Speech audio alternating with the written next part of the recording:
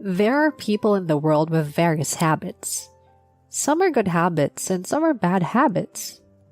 It can also be said that it's part of their individuality. Among them, there is a habit of stealing that is unbelievable.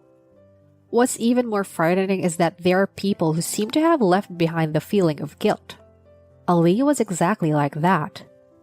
Because Aaliyah had a habit of stealing, it led to a major crisis that put her life in danger. My name is Bella, just an ordinary housewife you could find anywhere. I live with my elementary school-aged son and husband. Cooking is one of my hobbies. However, I may have a slightly unconventional way of thinking from other people's perspectives. So I've been enjoying it secretly alone, but I never imagined it would lead to something like that. One day, there was an occasion where my mom friends gathered at my house. Aaliyah and Cameron came over. Both of them had been to each other's house before, as their homes were right around the corner. But neither of them had ever been to my house. Bella, your home is gorgeous. It's really different when your husband works for a top-tier company. That's not true, it's just normal. Since Aaliyah found out where my husband works, she's been getting on my nerves by making comments like this. Your kitchen is also so clean and spacious. It's nice. Aaliyah abruptly opened the fridge and peeked inside. I was so surprised by her bold action that I was at a loss for words. As expected, everything you're eating seems to be good. Oh, I want to try this. This one is expensive, right? Hey, Bella, I want to try making something with this. Hey, Aaliyah, isn't it rude to suddenly look inside someone else's fridge like that? Cameron took over and reprimanded her. Oh, come on. It's okay. I envy you because you have all these fancy foods, unlike us. Oh, I want to try this too. But there are the dishes that Belle is serving, right? Yeah, but this looks more high-end, doesn't it? It's not fair that those who earn more get to eat better food. God is so unfair. And even though they eat good food themselves, Bella is surprisingly stingy with us, huh? I didn't mean it that way, but if you have complaints, you don't have to eat it. I answered with a bit of irritation, and Aaliyah told me to get in a good mood. Oh, sorry, that wasn't my intention. Then, what do you mean? Of course, I'm going to enjoy this too, you know. I just thought that since we're at it, I want to try some high-quality ingredients. Cameron was looking at her with a face of utter disbelief. I didn't say anything more either. Aaliyah ate more than half of the dishes I had served, despite complaining earlier.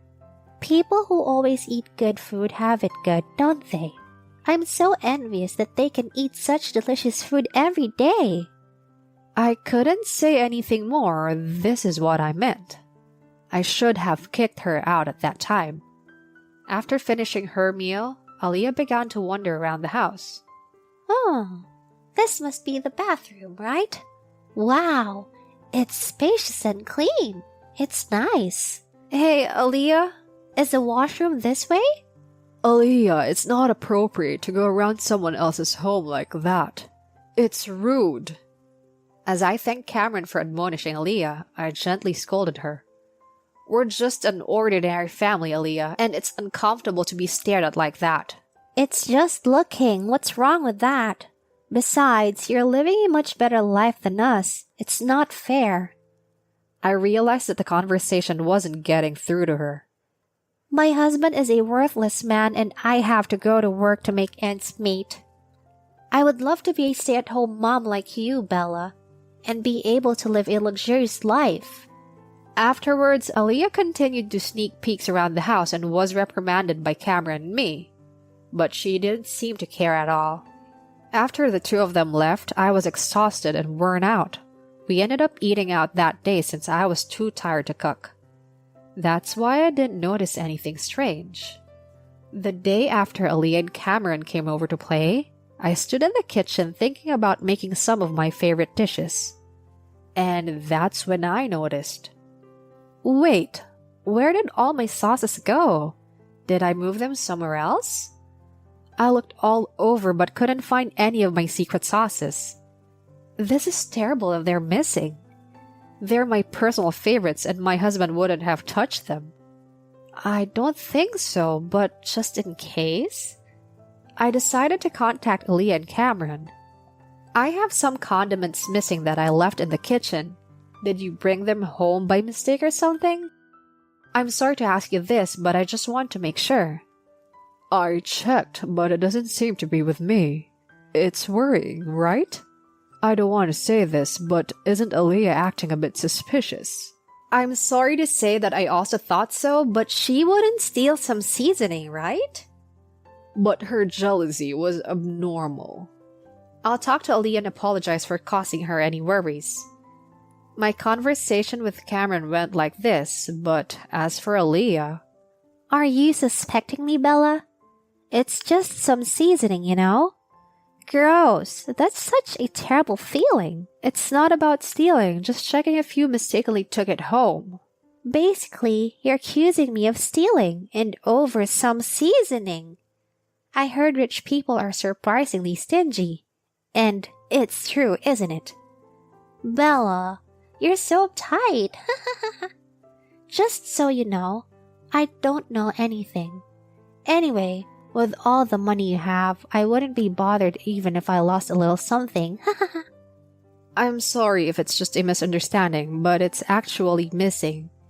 Even if it accidentally got mixed up in your things, please don't use it under any circumstances. I already told you it's not here. And what do you mean by don't use it? Are you really that stingy? Even with spices? No, it's not about that.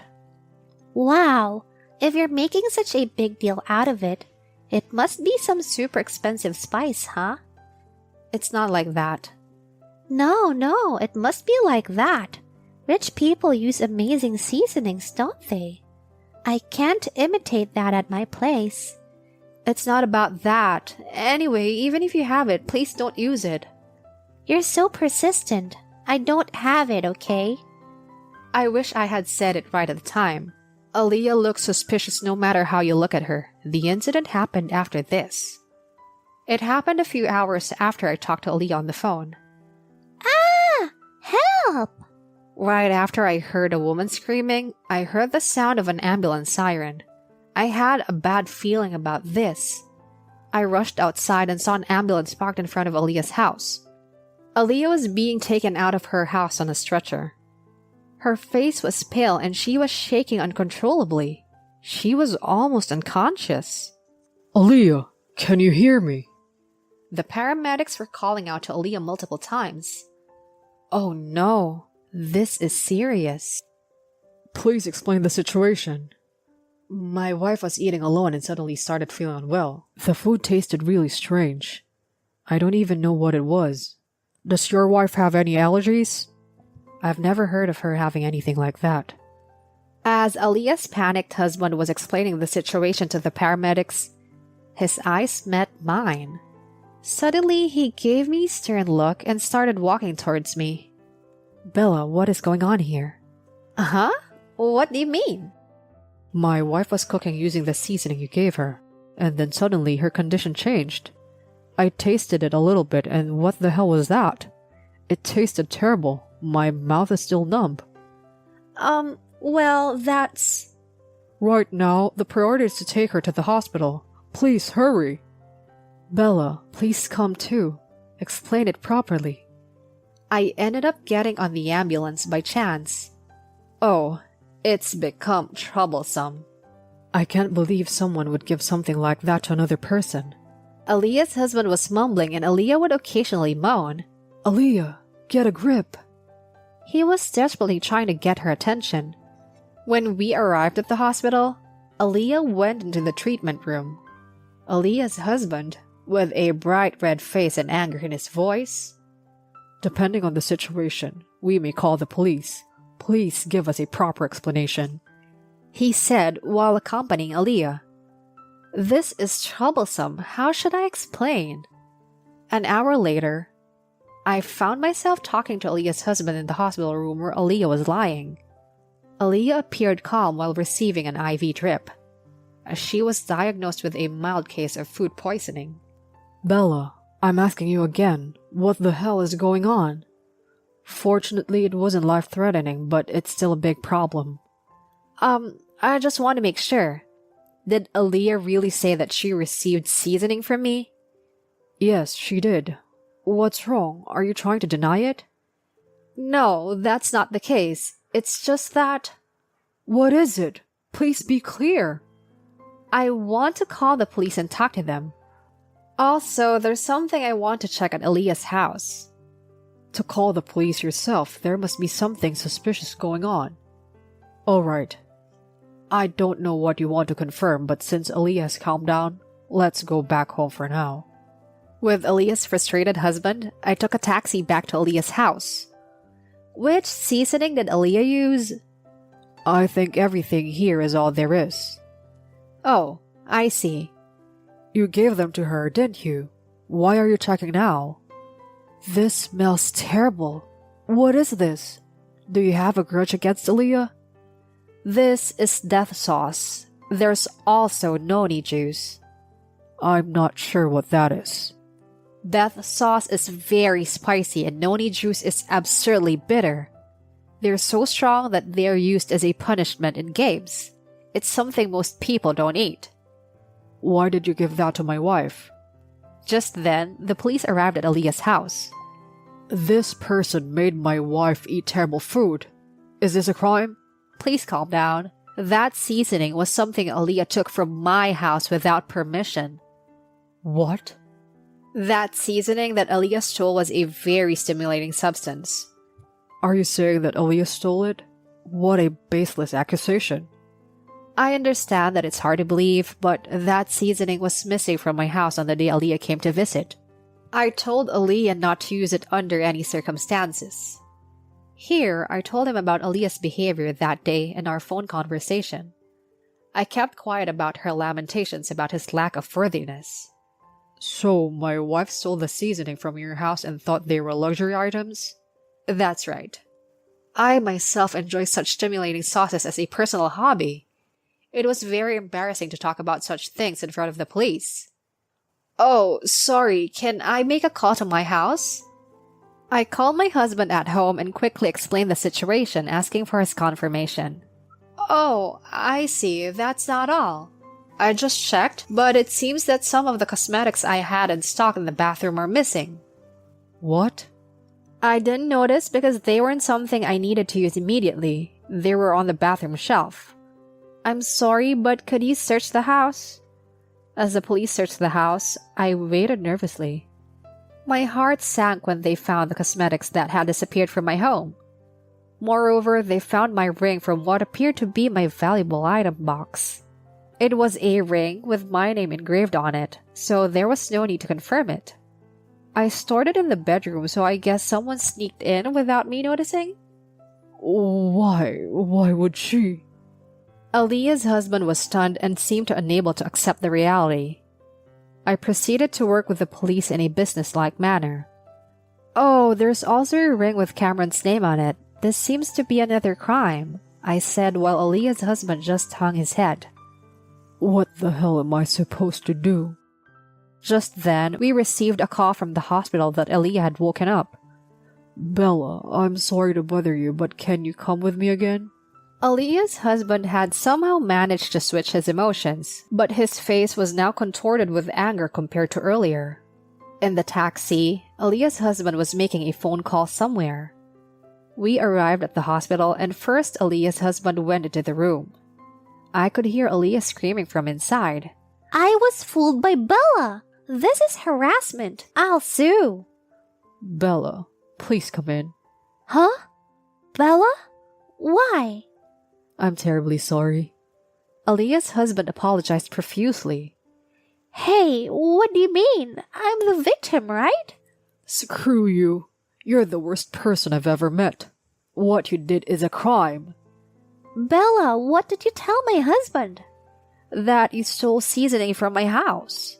Stole? That sounds bad. I just borrowed it. You did such a dirty thing, keeping all the fine food for yourself. It's your fault for being stingy, Bella. I mean, there was so much that I couldn't use at all, so I used some for myself. Suddenly, Aaliyah came up with a strange theory, and both Aaliyah's husband and I were speechless. And that weird taste? What was that? You made it seem like it was some fancy ingredient. I was fooled. How terrible! Bella's the one at fault. She used her wealth as an excuse to be snide. Enough already. It's terrifying that I'm married to a criminal like you. A criminal? That's an exaggeration. It's just some seasoning. Not just some seasoning, she's also been stealing my cosmetics and rings. And Cameron's ring too. What? You rummaged through someone else's house without permission? No, don't say that. We had the police come, so don't worry.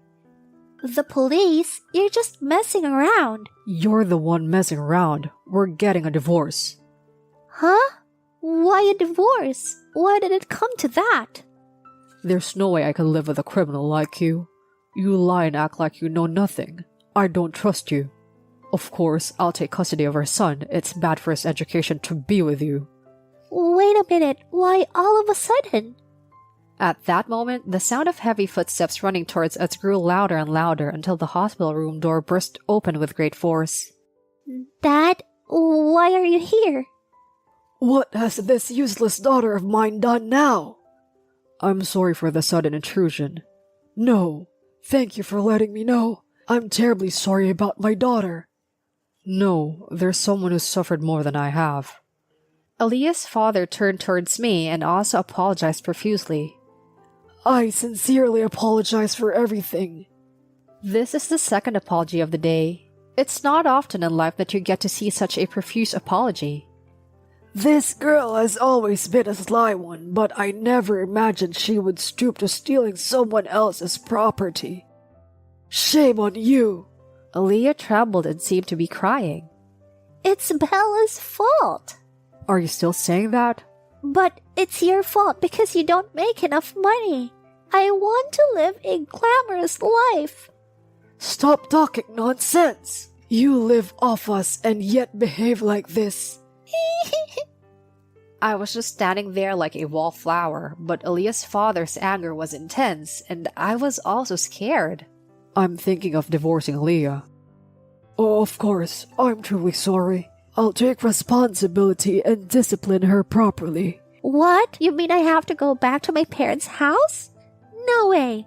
It's so rural. My standard of living will drop compared to what it is now. You keep talking about your standard of living and being glamorous, but it doesn't suit a lowlife like you. That's right! Before going back to your parents' house, you'll be in the care of the police, though. Shut up! It's all your fault.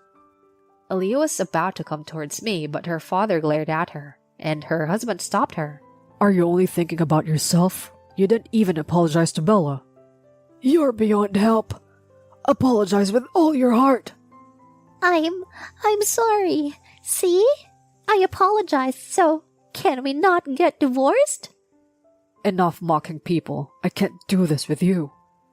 No, I don't want a divorce. After apologizing to the people who had gathered around the room, I left the hospital. After I left, even louder shouting was heard. The nurses rushed into the room in a panic. Let's talk about what happened to Aaliyah after that. According to the police investigation, it was discovered that Aaliyah had been stealing quite a bit. Aaliyah's past crimes keep coming to light, and she doesn't seem to know what she's stolen from whom. When questioned by those who knew her, Aaliyah denied the accusations, but it turned out that many people who knew her had reported missing items. The police were apparently stumped by the sheer number of victims, so it seems that Aaliyah will not be released anytime soon. Of course, Aaliyah and her husband divorced. Aaliyah cried and resisted, but her ex-husband was determined. It's not surprising. It seems that Dennis was granted custody of the children. Dennis told me when he came to visit that he lives near his parents' house, so he is able to continue working and raising his child with their help. Both Dennis and Aaliyah's father have apologized many times. I heard that they have been visiting the victims and apologizing for what Aaliyah did. Apparently, everyone is sympathetic because both of them are also victims in a sense. Of course, everyone is only angry at Aaliyah. After being under police custody, it seems that Aaliyah will have a hard time compensating the victims. Aaliyah's father has found her a job, and all of her salary will go towards paying off the damages. Aaliyah has never worked for more than a short part-time job before, and is scared of being made to work from morning till night. She doesn't want to leave the police. Well, apparently even the police scolded her harshly and she cries every day. My secret hobby that I was enjoying ended up being discovered by my family, but my husband just laughed it off. I think the fact that I kept it under tight control so that my son wouldn't eat it by mistake made it look like a luxury item. Aaliyah stole what she thought must be a luxury item. She seemed to have misunderstood me on the phone. To comfort me, my husband will be taking me to a rare seasoning shop, which is lucky for me. I was reminded, though, not to include it in my husband and son's meal by mistake. So, what shall we cook today? Well, I had a rather unusual hobby that turned out to be a disaster this time. In a way, it can also be said that Aaliyah was a disaster. Stealing is absolutely not acceptable. I can only hope that this exciting experience will help Aaliyah reform.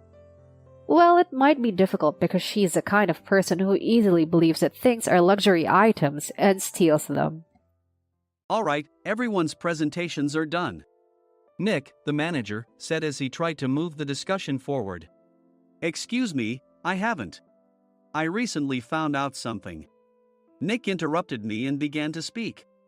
There's apparently someone in this department who didn't graduate high school and is just a part-timer. Meetings should be for employees only. Absolutely right. His lackey, Mike, of course, agreed with Nick. I'm leaving.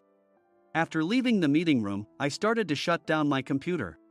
I noticed that an email had arrived, not in my personal inbox, but in the company's shared email. Thinking, there's no point in speaking up, no one will listen, I went home quietly. The next day, I heard a commotion from Nick's desk. He was staring at his computer screen, his face pale. Nick! Is something wrong? Mike looked at the screen with him. And he turned even paler than Nick. Why is he so angry? Knowing the reason for Mike's distress, I thought to myself, serves them right. My name is Adam. My mother passed away when I was in the 9th grade, and I was raised by my father. Well, you could hardly call it being raised. After my mother passed, my father changed. He drowned his sorrows in alcohol, and though he still went to work, he squandered our living expenses on horse racing. Because of that, I had to start working part-time as soon as I entered high school. Every month, I went to the convenience store with bills in hand that couldn't be auto-deducted from my father's account.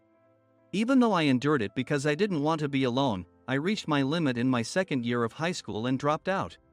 I found a live-in job at a distant inn. Thank you for everything. The day I left home, my father, still staring at the TV, spoke. Take care. That was our last conversation. Back then, 18 wasn't the age of majority, so I needed my father's permission to work, and I couldn't hide my place of employment. Yet, my father never visited me even once. I kept working just to survive, and before I knew it, I was 42. Years of hard work paid off, and I was transferred to the headquarters. I was thrilled to be recognized by the company, as I thought I'd be working in the field until retirement due to my lack of formal education. Listen up. Our work can change the future of our employees. Don't drag us down. On my first day after the transfer, Nick, dressed in an expensive suit, spoke sternly. There was a reason for this. Our inn was located in a prominent tourist destination, known so well that everyone in the state could sing its commercial jingle. At its peak, we had 5 locations within the state. But that was long ago. Due to financial difficulties and aging facilities, only the place where I had worked for many years and the original establishment remained. I was prepared to lose my job anytime, but now there was a glimmer of hope. With the rise of social media, the tourist area where the inn was located started gaining attention again. Depending on how hard the sales department, where I was transferred, worked, we could either thrive or be forced to give up this prime location to the new hotel chains continuously popping up.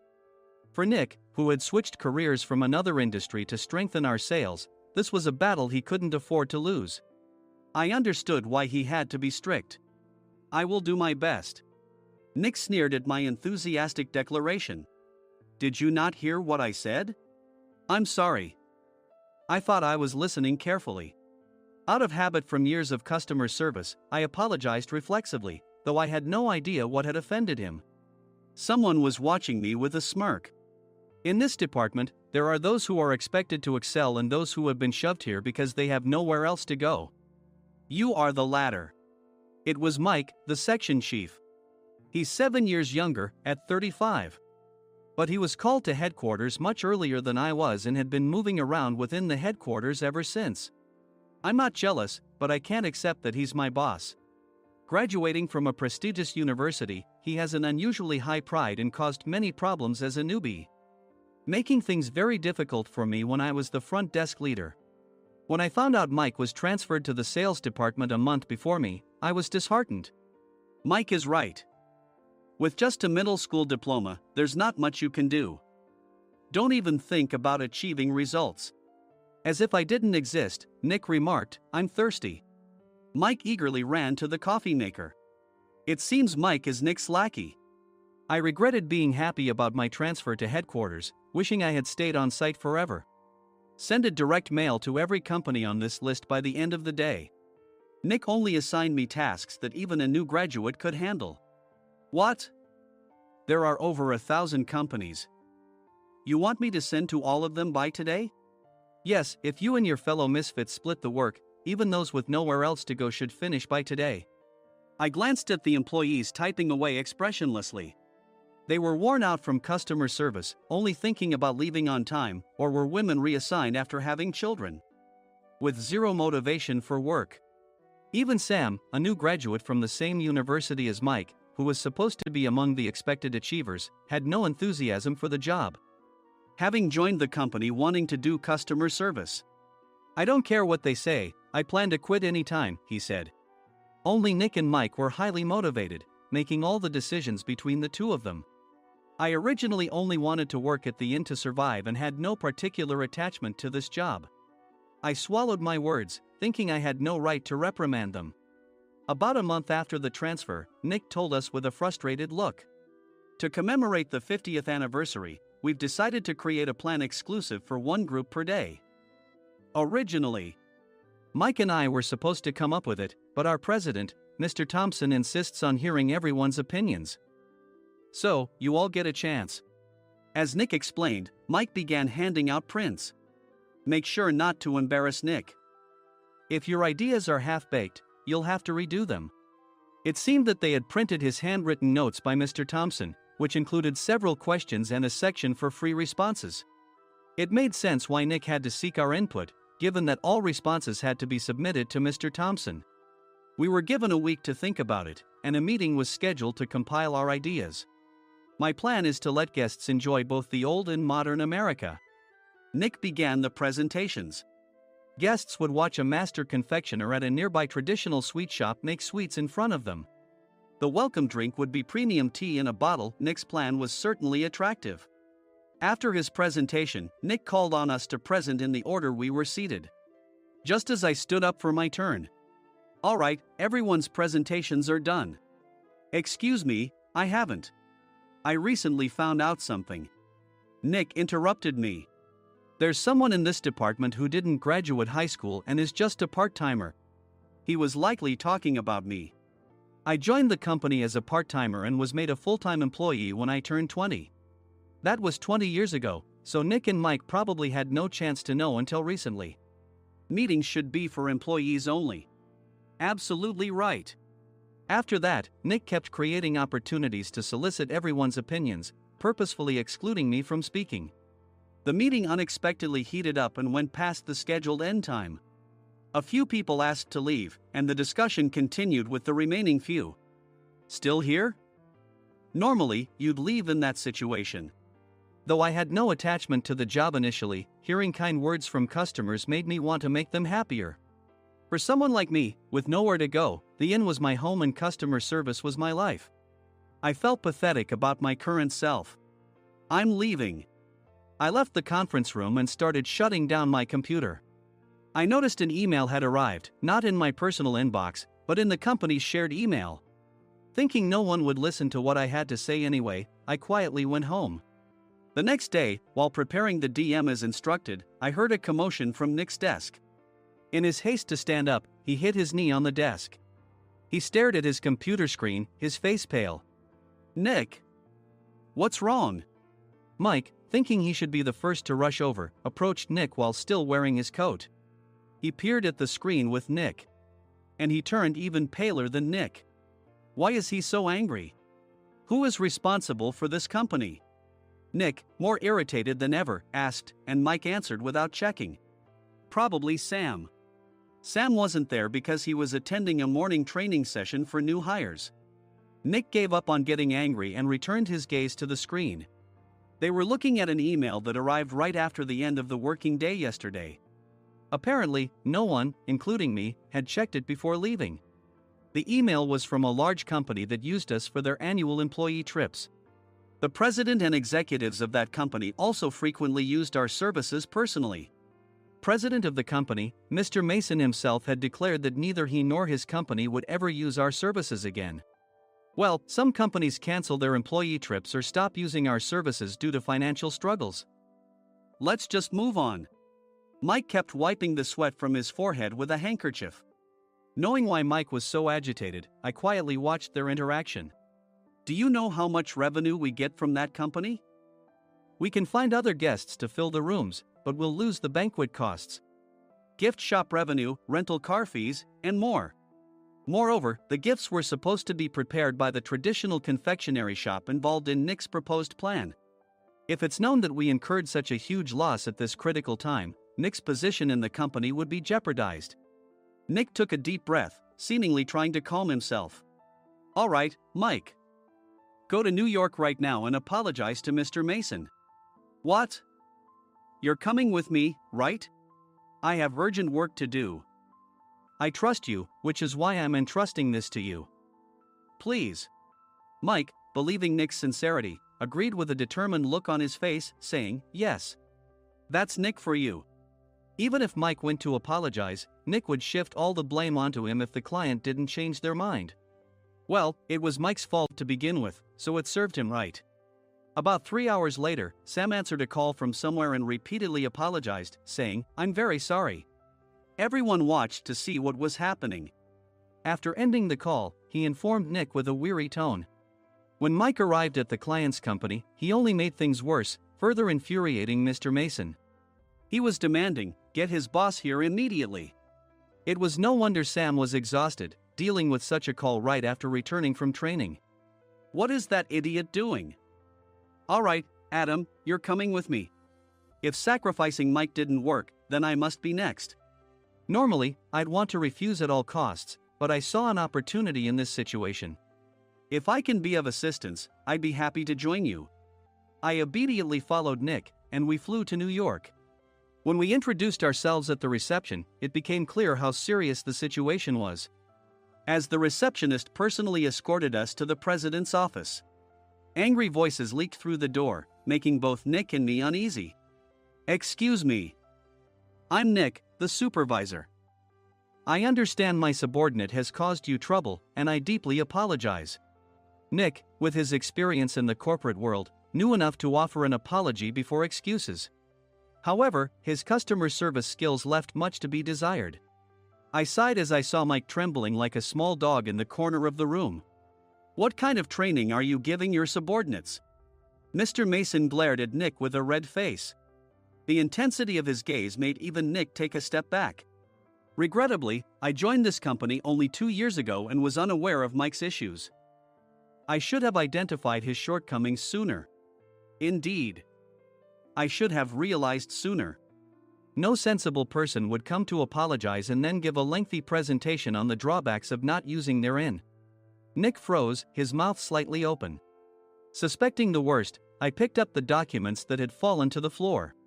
It seemed Mike hastily prepared these documents on the plane, listing the disadvantages. Disadvantage 1: if you change the venue for the company trip, employees might suspect it's for cost-cutting reasons, leading to a negative impression. Reading it aloud half-jokingly, Nick snatched the papers from my hand and checked the contents with a furious expression. Among the stack of documents was a receipt from a nearby convenience store's copy machine. I felt a pang of dread, hoping he hadn't shown the receipt as well. What do you think he said when I asked what kind of nerve he had to do this? I'm very sorry. Faced with the dire situation, Nick must have thought there was nothing left to do but apologize. In a voice smaller than I'd ever heard from him, he uttered words of apology. He said, "I'm a Harvard graduate. I don't believe I said anything wrong." Mike! What have you done? Forgetting his plan to pin the blame on Mike, Nick yelled loudly, even in front of Mr. Mason. "I didn't do anything wrong." "You're still saying that? Look at him." Mike pointed at me with a shaking hand. "I was assigned to headquarters in my 20s and now I'm a section chief. This guy only made it to headquarters at 42. Everything I've done proves I was right. So why are we losing the contract?" Having said his piece, Mike collapsed to the floor. "Of course. You were sent there because you had nowhere else to go." Mike never expected to hear such words from someone he looked down upon. He lunged at me, and Nick hurriedly stepped in to stop him. "Mr. Thompson told me Mike is a quick thinker, and to take good care of him." There's no way he was pushed aside. "Don't make things worse here. He didn't say quick thinker, he said only quick-witted, didn't he?" I don't remember that part. I recalled the many troubles Mike caused when he was a newbie. When Mike was on the front line, his pride was so high that he never apologized to customers. Customer service, especially in our job, doesn't work alone. It brings both good and bad situations. If the front staff or housekeepers made mistakes, or the cleaning company didn't properly clean a room, one had to apologize to the customers regardless of personal fault. Mike, in such situations, would never apologize, insisting he wasn't at fault. This often angered customers, and as the front desk leader, I frequently had to apologize on his behalf. He caused complaints and disrupted operations, which is why he was quickly moved to headquarters. In departments where he didn't interact directly with customers, his quick thinking was beneficial and things went well. But it seemed his flaws were starting to show. Corporate reservations are supposed to be entered into the system by the sales representative. But a quick check yesterday revealed that more than 10 items were missing from the client's reservation. The handover document clearly stated what needed to be prepared. Why didn't you enter it into the system? Why do we have to give them special treatment? Filling rooms near the banquet hall, setting up all the food in advance. Specifying the brand of wine, they're too demanding. No wonder he always angered customers, I thought, feeling a headache coming on. Grouping them in rooms near the banquet hall is for our benefit too. It makes it easier for the staff to set up beds and serve breakfast since everyone's schedule is synchronized. As for the other requests, Mr. Mason suggested them to lighten our load. I didn't know that. Nick finally seemed to realize that Mike was the one who had angered the client. What did you say to them? I just told them we wouldn't give them special treatment anymore. We shouldn't waste effort on things that don't bring in money. I was utterly exasperated at his lack of understanding of customer service. Of course, we shouldn't comply with unreasonable demands. But carrying over successful practices from past stays makes customers feel remembered and enhances their experience. Good memories encourage repeat visits. That's part of our job. I looked down at Mike, who was sitting on the floor. In our job, nothing is a waste. Mr. Thompson likely moved you to the sales department, hoping you'd finally understand this. How do you think he feels now that you've failed to meet his expectations? Mike, tears in his eyes, fled the president's office. I was amazed he still hadn't apologized. You have it tough, Adam. It's okay, we're all employees of the same company. I deeply apologize for this disrespectful incident. Especially after all the care you've shown us. If it weren't for you, Adam, I really would have stopped staying here. When I heard you were moving to the sales department, I was willing to reconsider if you handled it. Seeing us talk so amicably, Nick's face contorted. Do you two know each other? Adam's service is excellent. I always requested him specifically. Normally, we don't accept specific staff requests, but we made an exception for Mr. Mason, adjusting my shifts accordingly. He had personally stayed at our hotel just before my transfer, and during casual conversation, I mentioned, "I'm moving to the sales department soon." If I hadn't told him then, things could have been much worse. Please continue to take care of us. I look forward to it. On the return flight, Nick awkwardly offered me a can of beer. It's still working hours. Of course, I had no intention of forgiving him for a single beer. Nick might try to pin everything on Mike and avoid any consequences. While pondering this, a startling fact came to light. "Nick, the tea bottles for the plan have arrived." I handed Nick a bottle labeled with our inn's name. "They look good." "What are you talking about?" "These are plastic bottles. I had assumed we would use the trendy, high-end bottling tea. But what arrived were ordinary plastic bottles of tea with customized labels. The only unique aspect was the label, which had the inn's name, making it look customized. Upon further investigation, I discovered that a substantial amount of money was set to be paid to the tea company. It was priced like bottling tea. Does this plastic bottle really cost $100 each? The tea inside is specially blended for us. The extra cost is for that. Wouldn't it be better to use another tea company? Or is there a specific reason we must use this one?" As Nick continued to make excuses, I showed him a printed email. I informed the tea company's president, Mr. Mitchell, that we discovered irregular payments and he confessed. He said you two were high school classmates and planned to split the extra money. That idiot. Why did he confess? That's not important. You should worry about yourself. This could turn into a police matter. Opening the bottle cap, I suggested. How about calming down with this tea? It supposedly has a relaxing effect. Nick drank the tea frantically. In the following days, decisions were made about their fates. Mike was reassigned to the General Affairs Department, with no chance of transfer or promotion, as per Mr. Thompson's orders. As for Nick, since the payment to the tea company hadn't yet been made, he narrowly avoided legal trouble. Instead, he was encouraged to leave the company, and to avoid further complications, Nick submitted his resignation. Rumor has it that connections between HR departments have made it difficult for him to find new employment. Even though it was good to have those two gone, something unexpected happened in the sales department. Everyone became motivated and united in refining the 50th anniversary plan. In the end, my plan was adopted. We collaborated with the Tourist Information Center to provide personalized guides. The plan, tailored to the number of guests, was truly special for the 50th anniversary. "Hey, is Adam's family coming to stay?" I immediately booked that special plan for my family. Sam noticed it on the reservation list and quickly picked up on it. "Yes, I'm inviting my father." "That's great. I might invite my parents too." I lacked the courage to face my father just as Adam. But here, with the confidence Mr. Mason praised, I felt ready. The 50th anniversary plan was a perfect opportunity to reconnect with my father. I hoped to bring back the days when we could laugh together as we once did.